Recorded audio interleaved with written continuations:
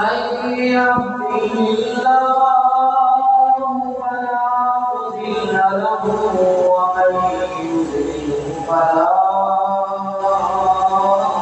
هادي له ونشهد أن لا إله إلا الله وحده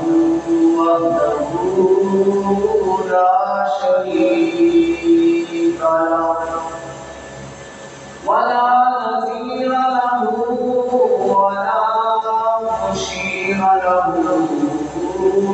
ولا معين له وصل على سيد الرسل وخاتم الأنبياء. قال الله تبارك وتعالى في القرآن المجيد والفرقان الحميد. يا أيها الذين آمنوا استعينوا بالصبر والصلاة إن الله مع الصابرين. وما أرسلناك إلا رحمة للعالمين.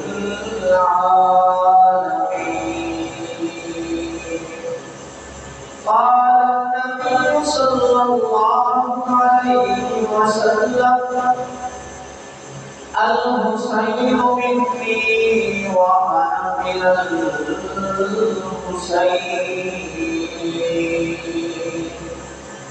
قال النبي صلى الله عليه وسلم سيدا شباب أهل الجنة أو كما قال عليه الصلاة والسلام. صدق الله مولانا العظيم وصدق رسوله النبي الهاشمي المدني الكريم. ونحن على ذلك من الشاهدين والشاكرين والحمد لله رب العالمين. نہایت واجب الاحترام قابل احترام معزز مکرم حاضرین مجلس سامعین محترم، تمام تعریفیں اس اللہ کے لیے جو مالک کائنات میں ہے، خالق کائنات میں بے شمار انقدر درود و سلام سید الاولین سید الآخرین امام کائنات جناب محمد رسول اللہ صلی اللہ علیہ وآلہ وسلم کی ذات برکت کے لیے حمد و ثنا کے بعد لاکھوں کروڑوں سلام آپ کے صحابہ پر، آپ کی آل پر، امت کے ولیوں پر، شہیدوں پر، واعظین پر، مصنفین پر، محدثین پر کہ جن کی وجہ سے دین صحیح سلامت ہم تک پہنچا ہے۔ سامعین محترم، قرآن مجید کی آیت مبارکہ ذخیرہ احادیث میں سے چند احادیث آپ حضرات کے سامنے تلاوت فرمائی ہے۔ دعا فرمائیں کہ اللہ رب الجلال حق سچ کہنے کی اور ہم سب کو اس پر عمل کرنے کی توفیق عطا فرمائے۔ محرم الحرام کا یہ مہینہ کہ جس میں یکم محرم کو خلیفہ دو جناب عمر فاروق رضی اللہ تعالی عنہ کا یوم شہادت تھا۔ گزشتہ سے تمستہ جمعہ المبارک آپ حضرات کے سامنے بیان فرمایا تھا۔ آج کے جمعہ المبارک میں تاجداران کربلا و ذکر حسین رضی اللہ تعالی عنہ 10 محرم الحرام کو نواسہ رسول جگر گوشہ مقبول سیدہ شباب اہل الجنہ حضرت امام حسین بن علی بن ابی طالب رضی اللہ تعالی عنہ کا یوم شہادت ہے۔ دنیا کے اندر یہ ایک ایسا عجوبہ ہے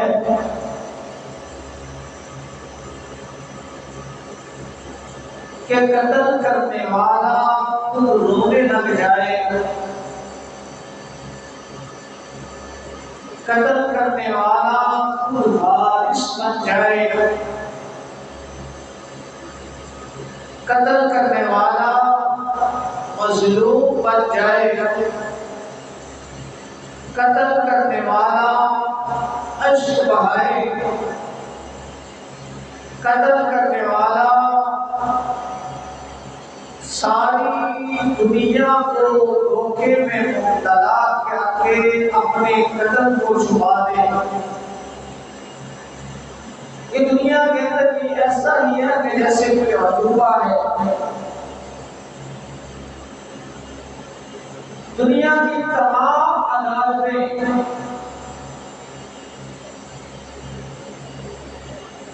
جتنی بھی عدالتیں ہوں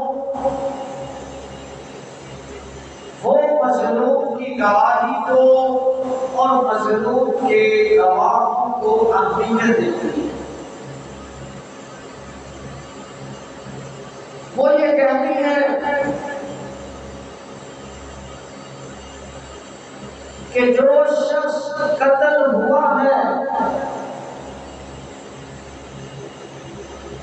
جو شخص قتل ہوا ہے اور اس کے ساتھ زخمی ہوئے ہیں وہ سب سے زیادہ معتبر ہے۔ بھائی ایک شخص قتل ہوا ہے جو اس کے ساتھ زخمی ہوئے ہیں وہ گواہی کے اعتبار سے سب سے زیادہ معتبر ہے۔ 10 محرم الحرام کو دن دہاڑے نواسہ رسول شہید ہوئے ہیں۔ کوئی عام آدمی نہیں، کوئی اور نسبت والا نہیں، بلکہ رسول اللہ کی نسبت والا، رسول اللہ کا ہم شکل، رسول اللہ صلی اللہ علیہ وسلم نے جس کے بارے میں فرمایا کہ یہ جنت کے پھول ہیں، رسول اللہ صلی اللہ علیہ وسلم نے فرمایا کہ یہ جنت کے نوجوانوں کے سردار ہیں۔ دن دہاڑے تپتی ہوئی ریت پر آپ کو شہید کر دیا اور پھر قتل کرنے والا خود رونے لگ گیا۔ اس سے بڑی اور مظلومانہ شہادت کیا ہو سکتی؟ قاتلان حسین کون تھے؟ قاتلان کربلا کون تھے؟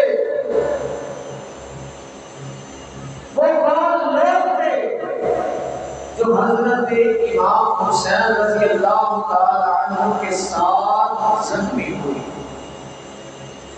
ان سے پوچھا جائے جو حضرت حسین کے ساتھ شریک تھے، کربلا میں شریک تھے، جو زخمی ہوئے، پوچھا جائے کہ تم کو کس نے بلایا،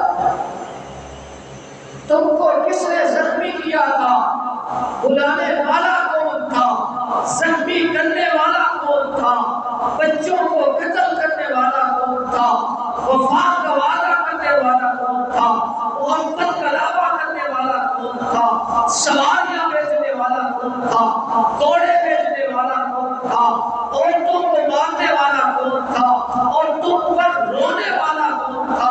اگر زخمی رونے والوں کو قاتل سمجھے تو دنیا کی کوئی عدالت ان کی گواہی کو رد نہیں کر سکتی.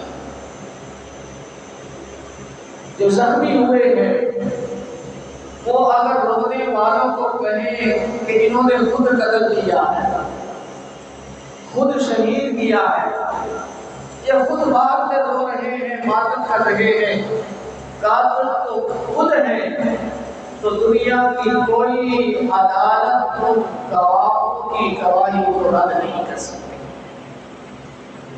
حضرت امام زین العابدین کا زخمی حالت میں خطبہ دینا، ام کلثوم کی آہ و بکا، زینب کا رونا، بچوں کی چیخ و پکار، یہ سب بتا رہی ہے کہ مقتول کے رونے، مقتول پر رونے سے قتل چھپ جایا نہیں کرتی.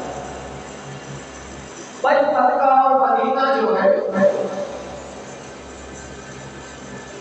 یہاں تو سب لوگ حضرت امام حسین کو ماننے والے ہیں، صحابہ کو ماننے والے ہیں، اہل بیت کو ماننے والے ہیں، ابو بکر، عمر، عثمان و علی کو ماننے والے ہیں. گویا کہ مکہ اور مدینہ جو ہے یہ تو سنیوں کا مرکز ہے. اور اس وقت جب حضرت حسین کربلا کی طرف چلے، اس وقت 4 بڑے صحابہ موجود تھے.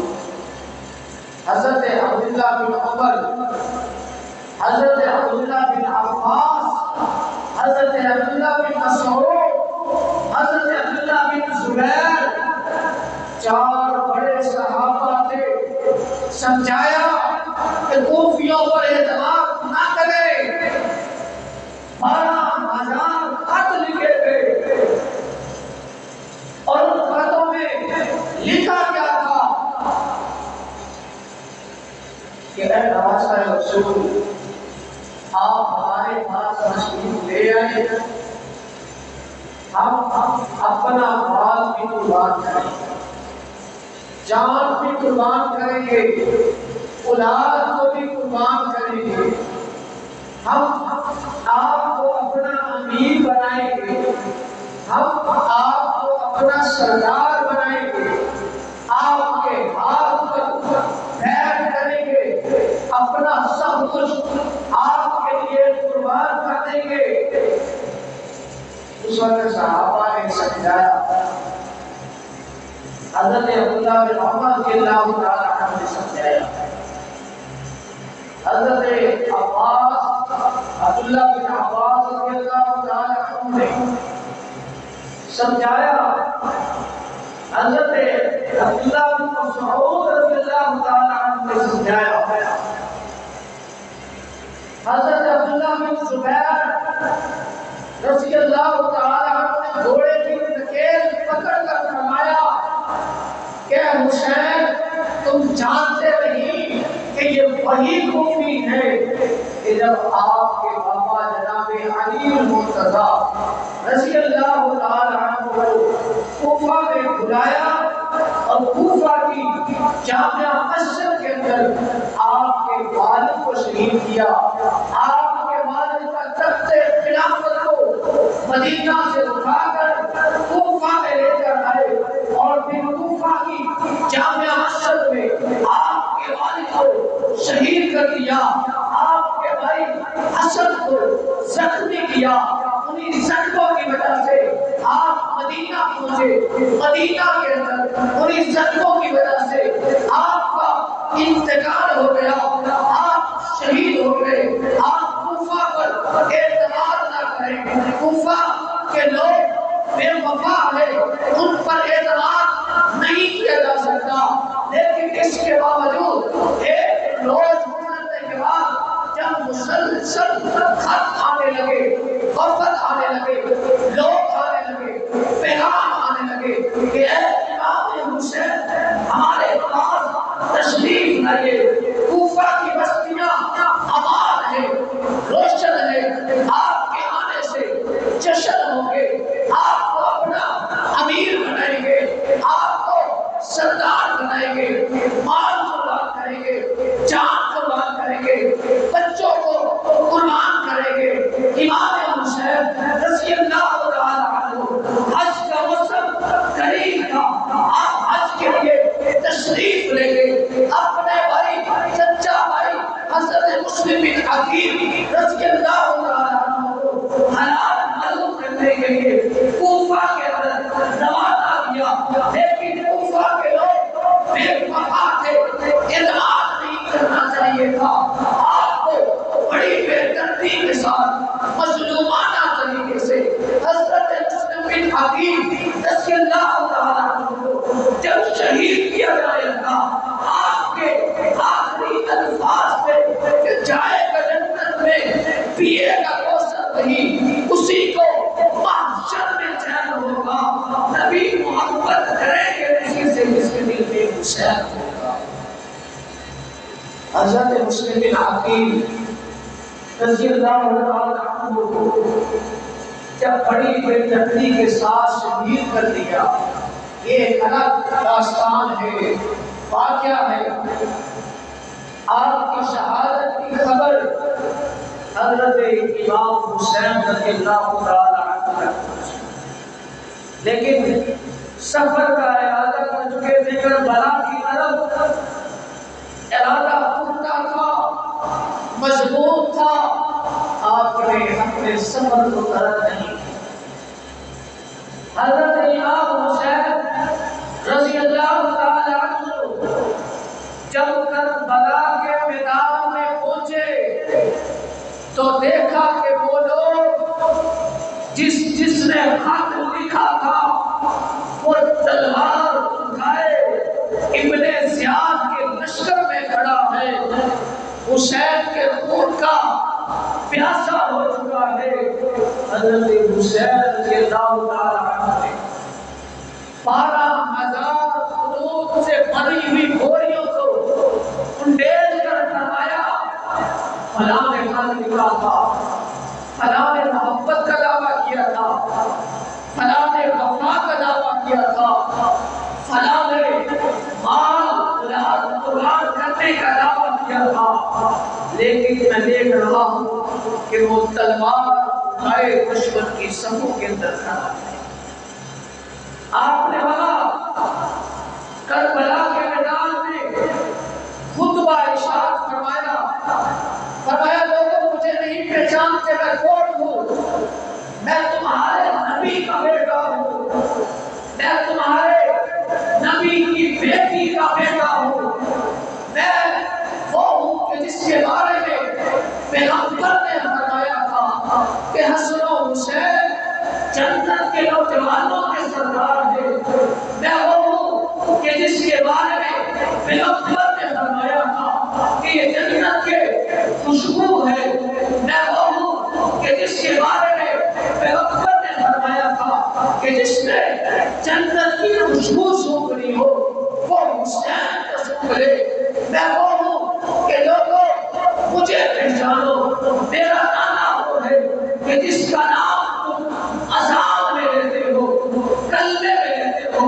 اور میں وہ ہوں کہ نماز میں اس پر درود و سلام کرتے ہو۔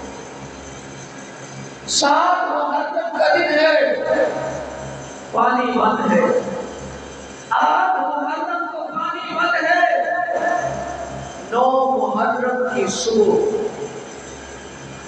ابن زیاد نے کہا حسین دیر نہ کر، موت قبول کر یا بیعت قبول کر۔ حضرت امام حسین رضی اللہ تعالی عنہ نے للکار کر فرمایا کیا تم میرے ہاتھ کی خوشبو نہیں سنتے؟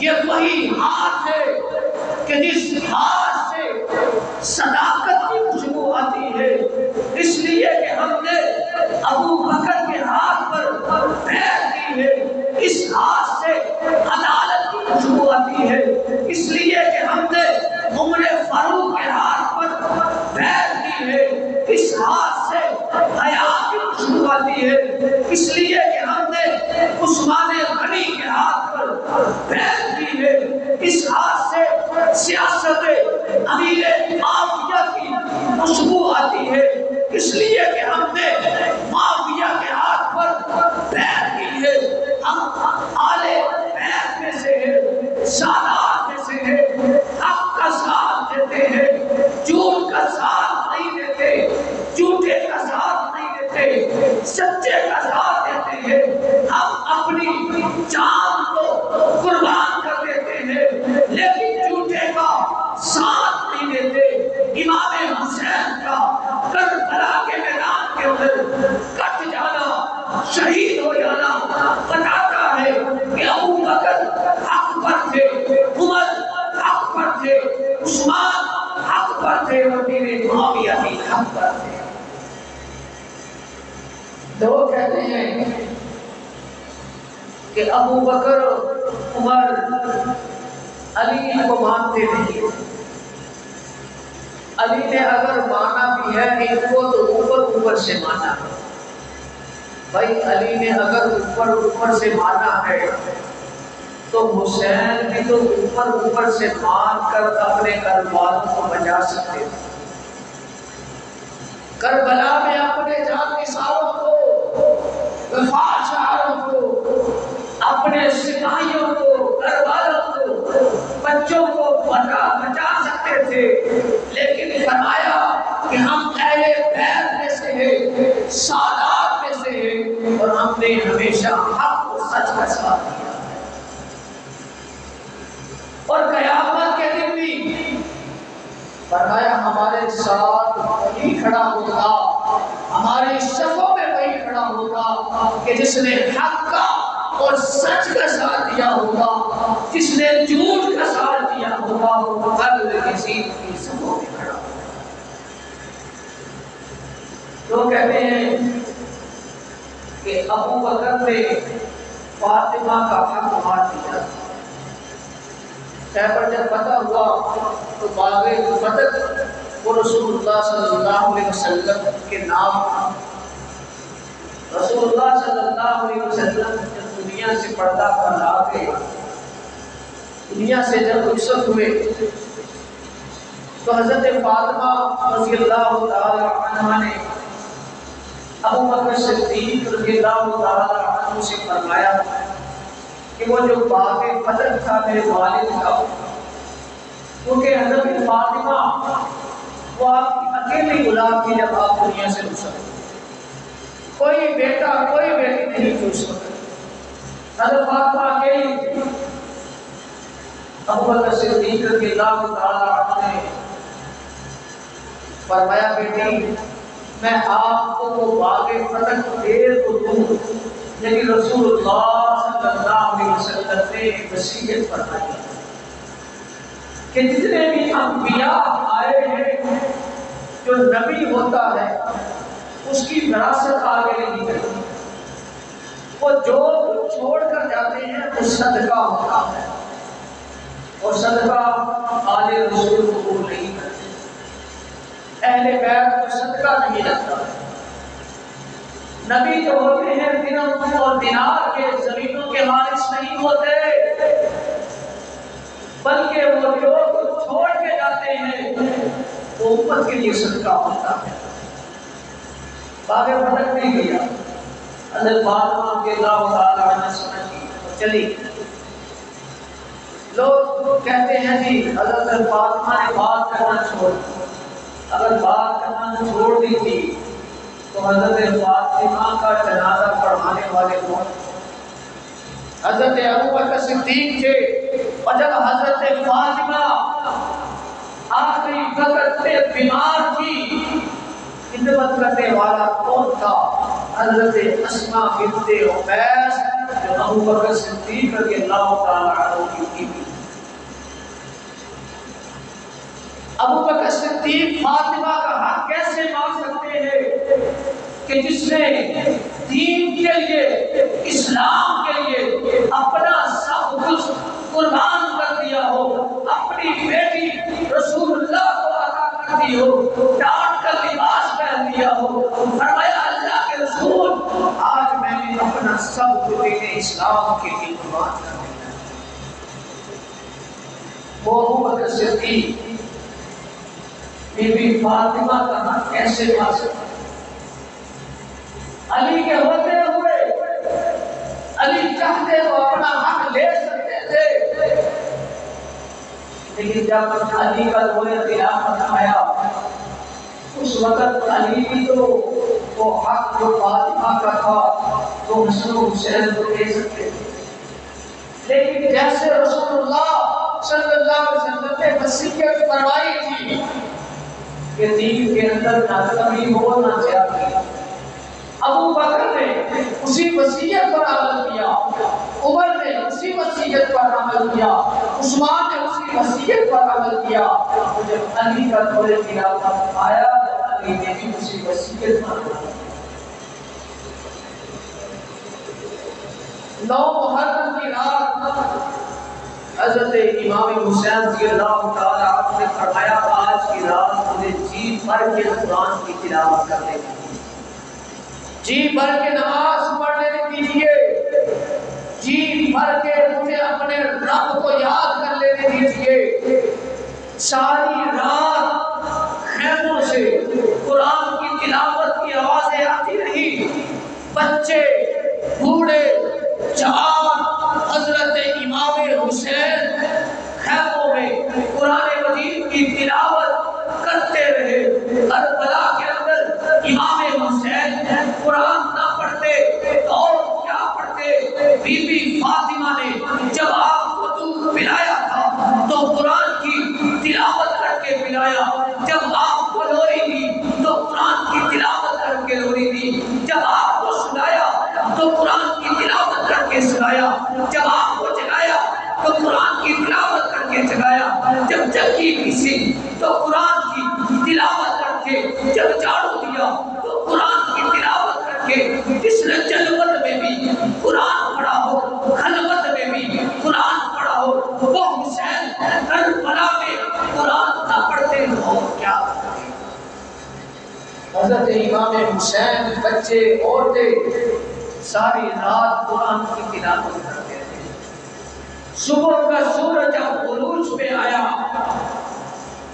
گرمی عروج پہ ہے، 3 دن سے آل رسول اہل خیر پیاسے ہیں، ایسے وقت میں جنگ کا اعلان کر دیا گیا۔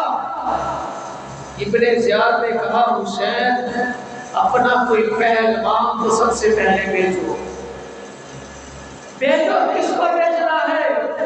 علی اکبر کہتے ہیں بابا مجھے جانے دیجیے۔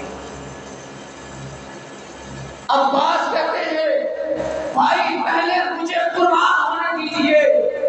اور محمد کی والدہ کہتی ہے پہلے میرے لال کو قربان ہونے دیجیے۔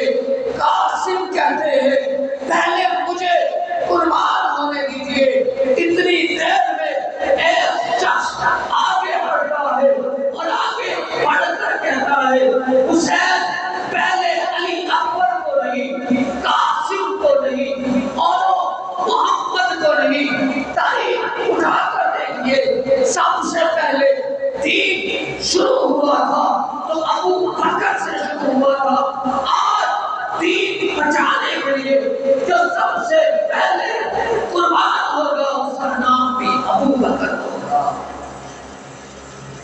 اٹھا کر دیکھیے 72 تنوں کی تاریخ میں آپ کو ان 72 تنوں میں ابو بکر بن علی بھی شہید نظر آئیں گے، عثمان بن علی بھی شہید نظر آئیں گے، یحییٰ بن علی بھی شہید نظر آئیں گے، محمد بن ابو بکر بھی شہید نظر آئیں گے، آپ کو عثمان بن حسن بھی شہید نظر آئیں گے۔ یہ سب نام بتا رہے ہیں کہ جس گھر میں یہ نام ہو وہ گھر اہل خیر سے محبت کرنے والا ہوتا ہے۔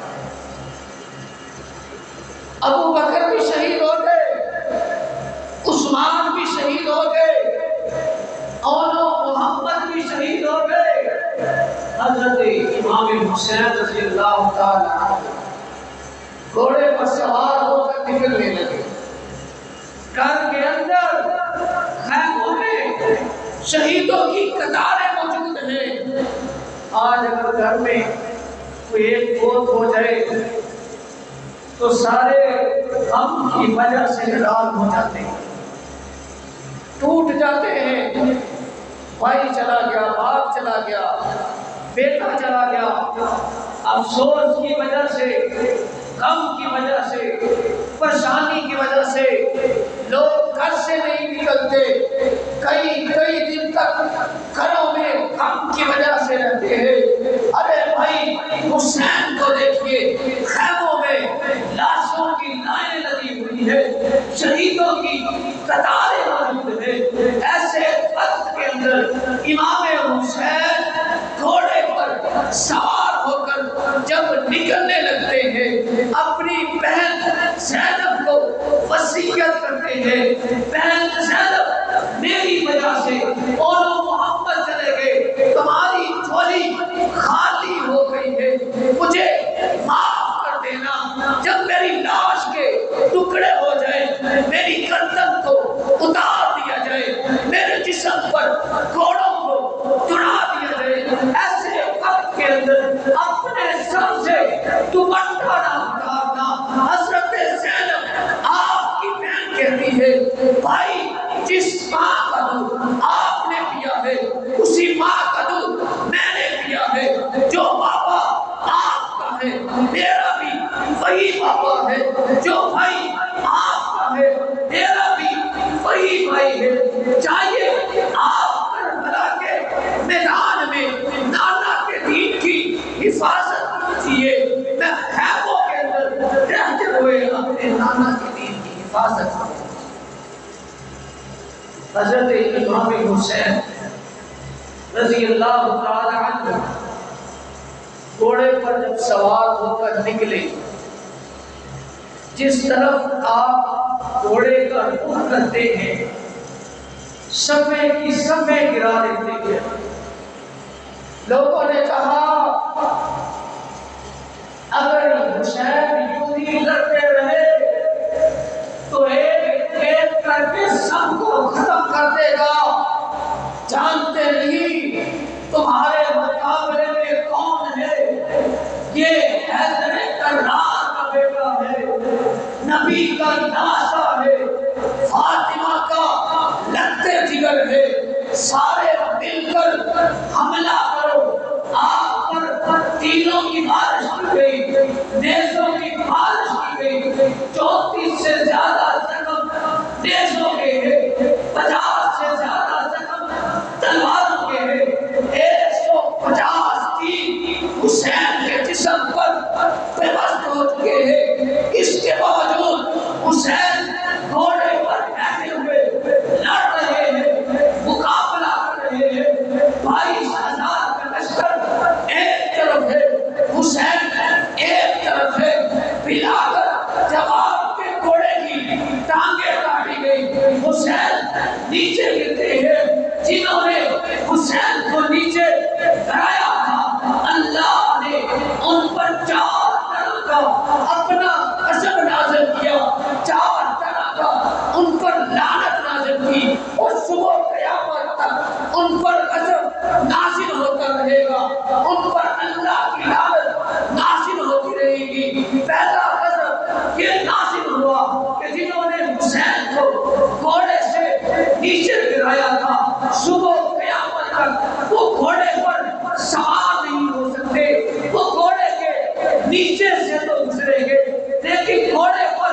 سوار نہیں ہوں گے جنہوں نے حضرت حسین کا قرآن والا سینہ چلی کیا تھا، زخمی کیا تھا۔ صبح قیامت تک ان کی نسلوں میں، اولادوں میں، مذہب میں صبح قیامت تک کوئی قرآن کا حافظ پیدا نہیں ہو سکتا جنہوں نے حضرت حسین کو روزہ رسول سے دور کر دیا تھا۔ صبح قیامت تک ان کو روزہ رسول پر حاضری دینا نصیب نہ ہوگی جنہوں نے حضرت حسین کو مکہ کے سجدوں سے دور کیا تھا۔ صبح قیامت تک ان کو زمین پر سجدہ کرنا نصیب نہ ہوگا۔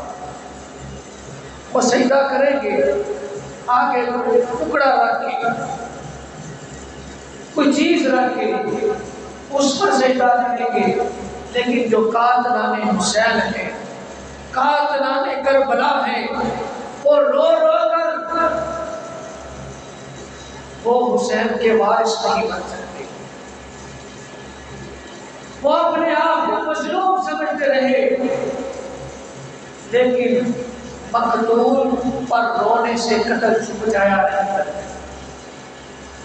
حضرت حسین رضی اللہ تعالی عنہ سے محبت کرنے والے وہی لوگ ہیں۔ آج بھی اگر آپ جا کر دیکھیں حضرت امام حسین کے روزے پر تو آپ کے دائیں بائیں وہی منظر ہے جو روزہ رسول کا منظر ہے۔ حضرت حسین کے دائیں بائیں سونے والے ابو بکر عمر ہیں، اور رسول اللہ صلی اللہ علیہ وسلم کے دائیں بائیں سونے والے بھی ابو بکر عمر ہیں۔ حضرت امام حسین آخری بات کہ جب آپ کو شہید کر دیا گیا تو آپ کی گردن کو کاٹ کر نیزے پہ چڑھا کر ہوا کے اندر بلند کی، شور مچ گیا کہ ہم جیت گئے، ہم نے فتح حاصل کر لی ہے۔ شور مچا ہوا ہے۔